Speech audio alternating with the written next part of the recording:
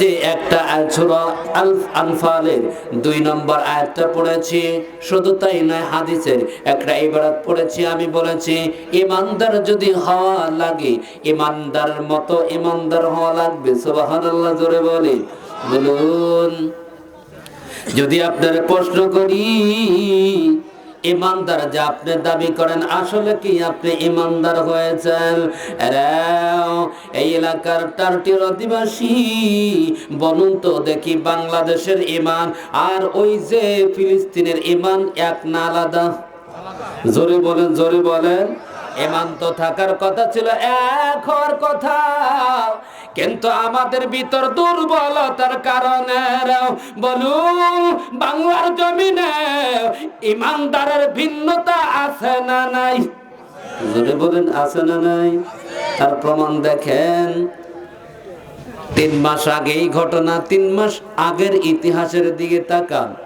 বাংলাদেশের বিভিন্ন আলেমদেরকে জেলখানায় নিয়ে অত্যাচার করেছে, আর আমরা সাধারণ জনগণ বাড়িতে বসে বসে ব্যঞ্জন খাইছি। জোরে বলেন। এরাও তার অধিবাসী, বলুন যদি ইমান, যদি পরিপক্কতা থাকতো, পাকা ইমানদার যদি হইতাম, বলুন তো দেখি ঘরের মধ্যে বসে বসে বিড়ি সিগারেট খাওয়ার মতো জায়গা আমরা পাইতাম? জোরে বলুন, পাইতাম। এর জন্য আমার আল্লাহ ডাক মারে, ইমানদার যদি হওয়া লাগে 5টা চরিত্র বৈশিষ্ট্য তার মধ্যে থাকতে হবে। এখন বলুন, আমরা 5টা বৈশিষ্ট্য মানতে রাজি? কে হাত তুলে দেখাতে হবে। লিল্লাহে তাকবীর। জবান করে বলেন লিল্লাহে তাকবীর। কয়টা শর্ত বলেন কয়টা শর্ত? আমরা মানতে রাজি তো ইনশাআল্লাহ? সকলে বলেন ইনশাআল্লাহ। আমার আল্লাহ সুন্দর করে 1ম নম্বর ডাক দিয়ে বললেন, ইন্নামাল মুমিনুনাল্লাযীনা ইযা যুকিরাল্লাহ। জোরে বলুন আল্লাহু আকবার। আমার আল্লাহ ডাক মারে, নবীজি তোমার উম্মতদের ভিতরে বলে দাও গো, আরে বন্ধু, তোমার উম্মতের ভিতরে যারা ইমানদারের দাবি করবে, 1ম নাম্বার শর্ত হবে, বান্দা যখন আমি আল্লাহকে স্মরণ করবে, সঙ্গে সঙ্গে অজিলাত কুলুবুহুম, জোরে বলতে হবে আল্লাহু আকবার। আল্লাহ ডাক মারলেন, 1ম নাম্বার শর্ত রাও, আরে সিরাত কোন দিনের টারটিয়ার অধিবাসীরা মন জিকির করুন, আর এইগুলা এই মস্তিষ্কের মধ্যে লইয়া এই বাড়িতে গিয়া সেইগুলো আমলে পরিণত করে। আমার আল্লাহ 1ম নম্বর শর্ত দিলেন, সঙ্গে সঙ্গে ওই বান্দার অন্তরগুলো কাঁপতে থাকবে। জোরে বলুন না আল্লাহু আকবার। এখন বলুন তো দেখি, ওই মালিককে আমরা কতই না স্মরণ করি, ওই আল্লাহ কি কত ডাকি, কোনদিন অন্তরের ভিতর কম্পন কোনদিন হয় নাই। জোরে বলুন ঠিক কিনা? এখান থেকে বোঝা যায় আমরা ইমানদারের 1ম নম্বরে ফেল। জোরে বলেন বলুন। 1ম নাম্বার ইমানে আমরা ফেল মেরেছি, কারণ হলো আল্লাহকেও স্মরণ করি, চুরি করি। আল্লাহকে স্মরণ করি, মানুষের বাড়িতে যা শীত কাটে না বলেন, ওই চোর মনে হয় সাধারণ জনগণ, এমনকি মনে হয় একজন আলেমের চাইতে বেশি ওই সময় আল্লাহর নাম ডাকে।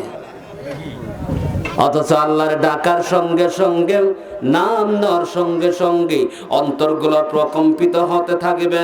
এখন বলুন তো দেখি, ফিলিস্তিনের একদিন ঘটনা, একটা বাচ্চাকে জিজ্ঞেস করা হলো, তুমি যে এরকম করে কোরআনকে কেন বুকের মধ্যে আঁকড়ায় ধরেছ? ওদের ভাষায় কনভার্ট করে বুঝায় দিচ্ছ, আমরা এই জন্য কোরআনকে আঁকড়ায় ধরি কারণ ওই মালিক আমাদেরকে ঈমান পরীক্ষা করছে। আমাদের ইমান পরীক্ষাতে যদি আমরা কোরআনকে ফেলে দিয়ে নিজের জীবনকে যদি দাম দেয়, তাহলে ওই আল্লাহর পরীক্ষায় আমরা ব্যর্থ হয়ে যাব। এই জন্য জীবন চলে যাবে রে, কিন্তু আমাদের কাছ থেকে কোরআন কেউ ছিনাই নিতে পারবে না। জোরে বলুন আল্লাহু আকবার। এই জন্য বলুন তো দেখি, আজ থেকে একটা কথা দিয়ে যেতে হবে, আল্লাহকে স্মরণ করলে ভয় রাখার দরকার আছে না নাই? বলুন, ওই ভয়টা কেমনি করবেন, কেমনি করে ভয়টা জাগৃত করবেন? এই জন্য আপনার জ্ঞানের দরকার আছে না নাই? এই জ্ঞান দরকার হলে আপনার ছেলেকে অ্যান্ড্রয়েড ফোন তুলে দিয়ে দেখবেন ডিজে গান বাজাবেন, ভয় কি আসবে? আর জোরে বলেন, জোরে বলেন। কিন্তু বাংলাদেশের ছোট্ট একটা বাচ্চাকে জিজ্ঞেস করা হয়েছে, তুমি যে ফোন ব্যবহার করো কেন? কয় ফোন ব্যবহার করি এই জন্য, কারণ ভালো লাগে, কে মাঝে মাঝে মেয়েদের সাথে চ্যাটিং করা যায়। কথা বলেন, কথা বলেন। ছোট্ট বাচ্চা এগুলা উক্তি করে, এটা বাংলাদেশের মানুষের চরিত্র। এই যে এলাকার টার্টের অধিবাসী মা বোনেরা যারা তোমরা এই আলোচনাগুলো শুনছ, তোমাদেরকে বলি, প্রাইমারি টিচার বলা হয় মাকে। জোরে বলুন সুবহানাল্লাহ। প্রাইমারি টিচার মা যদি কোরআন শিক্ষা দিত, এই সন্তান কোরআন পড়তো, এই সন্তানকে যদি আল্লাহ সম্পর্কে ধারণা দিত, সন্তান আল্লাহ হয়ে যেত। কিন্তু আমাদের ডিজিটাল স্মার্ট বাংলাদেশ যেমন বেঈমান ছিল, যেই ভিতরে স্মার্ট বাংলাদেশ আখ্যায় দিচ্ছে রে, কারণ ও তো নিজেও তো জানে আমি ভালো মানুষ। কথা বলেন, কথা বলেন।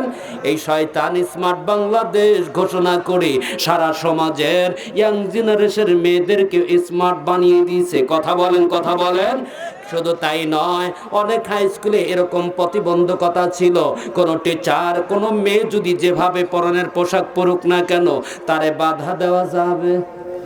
জোরে বলেন, যাবে? আমার গ্রামের পাশের গ্রামের এক হাই স্কুল আছে, এই হাই স্কুলের যিনি দায়িত্ব আছে বোঝেন, অর্থাৎ শিক্ষক বাদে যারা দায়িত্ব থাকে বোঝেন তো, আপনারা ভালো করে বুঝে নিন, যাতে এরকম করে কিছু কিনে খাওয়া যায়। একদিন দেখি ফেসবুকে দিচ্ছে, এক মেয়ের সাথে এরকম করে ছবি তুইলা, মেয়ের সাথে ছবি তুইলা ফেসবুকে পোস্ট দিছে, আদর করতেছে মেয়েকে। বলুন জায়েজ? এ বলেন জায়েজ? আমি যতই ভালো বয়ান করি, আপনার মেয়েকে যদি আমি হাত ধরে রাস্তায় হাঁটতে শুরু করি, বলেন তো জুতোর প্যাটার্ন কি একটাও বাইরে যাবে? এ বলেন, বাইরে যাবে? কিসের জন্য? বলবেন নিঃসন্দেহ হুজুর চরিত্রহীন একজন। এখন বলুন, যেই প্রতিষ্ঠানের হাই স্কুলের সভাপতির তার চরিত্র যদি এত বড় একটা মেয়েকে নিয়ে যদি এরকম করে ছবি পোস্ট দিতে পারে, চরিত্র মনে হয় একেবারে সোনার চাইতে ভালো। বলেন, বলেন। খুব খাঁটি চরিত্রের লোক, তাই না? অথচ এই ব্যক্তিরা এক সময় ছিল, কোনো আলেমদেরকে নিয়ে কোনো ভালো যদি কথা আলেমরা বলতো, এই জানোয়াররা আগে বাধা দিত। কথা বলেন ঠিক কিনা? এই জন্য বলুন, এই বাংলার জমিনে আমরা স্বাধীনতা ফিরে পেয়েছি, বাক স্বাধীনতা আমরা পুরো দমে ব্যবহার করতে পারছি। কথা বলেন, কথা বলেন ঠিক কিনা? বাবাজি খেয়াল করবেন, ইমানের প্রথম নম্বর শর্ত হলো, ওই ব্যক্তি যখন আল্লাহকে উচ্চারণ করবে, আল্লাহর নাম নেবে, সঙ্গে সঙ্গে তার ইমানি শক্তির কারণে ওই বান্দার অন্তরগুলো কাঁপতে থাকবে। এরপরে আবার আল্লাহ সুন্দর করে ডাক দিয়ে বলে, নবীজি তোমার উম্মতদেরকে বলে দাও, কেউ যদি ইমানদারের দাবি করে, আরে নবী আমি দ্বিতীয় নাম্বার শর্ত দিলাম, 2 নম্বর শর্ত হলো ওয়াইযা তুলিয়াত আলাইহিম আয়াতুহু যাদাতুহুম ঈমানা। জোরে বলুন আল্লাহু আকবার। আবার আল্লাহ 2 নম্বর শর্তটা ডাক দিয়ে বললেন, নবীজি কেউ যদি আমার নিদর্শন, আমার আয়াত যখন উচ্চারণ করবে, এই আয়াত শব্দের অর্থ হলো নিদর্শন। বলুন তো দেখি, কাঁঠাল গাছের কাঁঠাল দেয় কে? এ জোরে বলেন। দুনিয়ার কোন মানুষ? নাকি বলবেন আমি দিয়েছি? ফোন কিনে আমার বাপের টাকা দিয়ে, আমার মাথার গাম পায়ে ফেলানে টাকা দিয়ে, আর মঞ্চে এসে বক্তব্য দেখায় মোবাইল ফোন কে দিয়েছে? এই যুবকরা বলো, বলো, মোবাইল ফোন কে দিয়েছে? কয় আমরা দিয়েছি, ওর বাপের টাকা দিয়ে জিনিস দিয়েছে। আমার মনে হয় চায়নাতেও ইম্পোর্ট করে মনে হয় বাংলাদেশের মোবাইল। কথা বলেন না কেন? অর্থাৎ যারা মিথ্যুক, ওরা মিথ্যা কথা বলতে দ্বিধা হয়, ও মিথ্যাকে ওরা নিত্য সঙ্গী মনে করে নেয়। কথা বলেন, কথা বলেন। বাবাজি বলুন তো দেখি, আপেল গাছে আপেল দেয় কি? আপনি চেষ্টা করলে কি অন্য ফল আনাতে পারবেন? যেই গাছে দেখবেন কাঁঠাল ধরে না, হাজার চেষ্টা করে আপনি কাঁঠাল ধরাতে পারবেন? আমার আল্লাহ সেটাই ডাক দি বলে, দুনিয়ার মানুষ যখন এই নিদর্শনগুলো বান্দা যখন দেখতে থাকবি, তার ইমানি শক্তি বাড়বে, ইমানি শক্তি বৃদ্ধি পাবে। এটার অধিবাসী বলুন তো দেখি, আমরা বাংলার জমিনেরাও শিক্ষা প্রতিষ্ঠান থেকে সফরের নামে, শিক্ষা সফরের নামে আমরা ডিজে বক্স বাজাইতে বাজাইতে যাই কি যাই না? জোরে বলেন। সফর করা সুন্নাত, কিন্তু সেই সুন্নতের নীতি আমাদের ভিতর আছে? কথা বলেন, আছে? যদি অবশ্যই আছে। যদি আপনি মাদ্রাসায় ছেলে পাঠান, এখন বলুন এই নুরানি হাফিজির মাদ্রাসায় থেকে যখন শিক্ষা সফরে যায়, বলুন তো দেখি কোন ডিজে বক্স কোন হাফিজ কোরআনটা কি বাজাবে? এ জোরে বলেন, বাজাবে? গত বছর দিনাজপুর যাইতে দেখি রাজপথে আমাকে মাইকের মধ্যে তো এক ছেলে আমাকে ডাক দিয়ে বলতেছে পাশ থেকে, যে সিটে আছে, হুজুর দেখেন কি? অর্থাৎ পিছনে দেখবেন বাস গাড়ির কিছু একটু গ্লাস দেওয়া থাকে, সামান্য চিকন চিকন, শুধু মাথা দেখাচ্ছে, দেখা যাচ্ছে মেয়েরা এমন ভাবে নাচানাচি করতে, শুধু মাথা দেখা যাচ্ছে, বোঝা যাচ্ছে কয় নম্বর বানর ওই বাসের মধ্যে আছে। অথচ পিছনে লাগিয়ে রয়েছে শিক্ষা সফরে। এখন বলুন, মাদ্রাসার কোনো প্রতিষ্ঠান থেকে যখন কোনো শিক্ষা সফরে যায়, ওই ছেলে মেয়েরা কখনো মাদ্রাসাতে তো কোনোদিন মেয়েদেরকে কখনো শিক্ষা সফরে যাইতেই দিবে না। কথা বলেন, যাইতে দিবে কি? বলেন, কোনোদিন কি দেখছেন? আমি যেখানে চাকরি করি কামিল মাদ্রাসা, উত্তরবঙ্গের মধ্যে কয়েকটা মাদ্রাসার মধ্যে আমার একটা মাদ্রাসা, কোনোদিন কোনো মেয়েকে অ্যালাউ করা হয় না। এখন বলুন, যদি মাদ্রাসা আপনি সন্তান দেন, আপনার সন্তান বলেন তো দেখি ডিজে